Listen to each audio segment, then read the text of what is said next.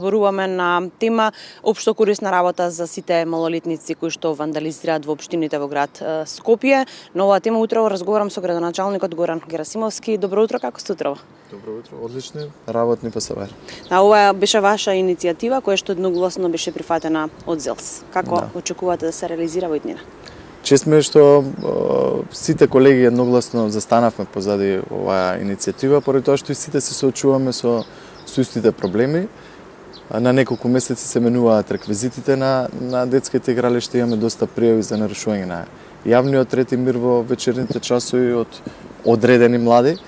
И целта ни беше преку иницијатива да иницираме поригорозни мерки за да ја подигнеме свеста и кај децата за поголема грижа за јавното добро, но и кај родителите за поголема едукација и посветеност на растот и развојот на нивните деца.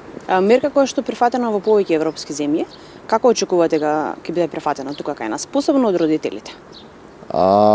Сите заедно мора да дадеме се од себе за да имаме здрава и убава животна средина. Верувам дека, како што чувме вчера, дека денеска иницијативата ќе се најде на владина седница.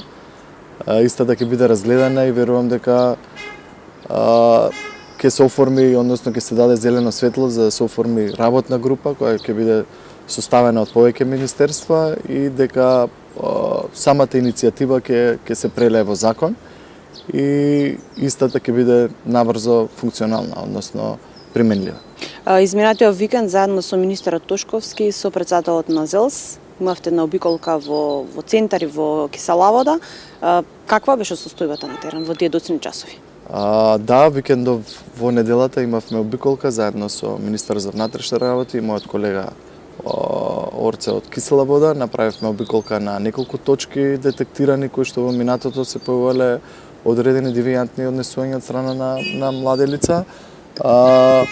Во студените денови, ноќните часови, во неделите, односно преку недела, работните денови и така натаму е помирно.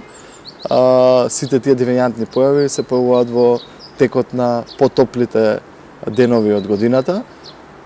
Целта ни е да уште од сега се превземат мерки, да има што поголемо полициско присуство на одредени точки за да во потоплите денови се ова што во минатото се случувало не се повторува. Ние како родители можеби сме најзасегнати, најзагрижени од оваа ситуација. Како реагираат родителите? Сега за сега одлично реагираат и не само на оваа мерка, имаме и други мерки и иницијативи во училиштата. Одлично се прифатени од страна на родителите.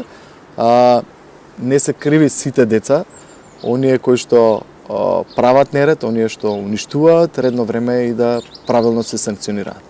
Мислам дека мерката е одлична, да тие што ќе скршат одредени реквизити, да заедно со родителите ги поправаат истите.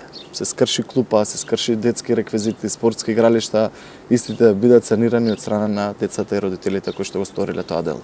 Гледате ли некакво крајно решение во смисла да ги оттрнеме децата на некој друг начин, можеби повеќе спортски активности во општината, повеќе едукативни кампањи во училиштата? И јас имам две мали деца, постојано сугерираме да што повеќе спортуваат, повеќе време трошат во салите отколку на улиците, но не можеме целосно да ги отстраниме. Битно е да ги посочиме на правилен пат и да сите заедно водиме што поголема грижа за јавното добро. Благодарам на одвоеното време, честитки за иницијативата. Навистина се надеваме дека ќе биде прифатена од сите и сите заедно ќе учествуваме за подобро утре на сите нас. Благодарам на поканата. Јас сум сигурен дека оваа добра иницијатива е веќе препознаена и дека ќе преточиме во закон. Благодарам уште еднаш. Благодарам. Студио.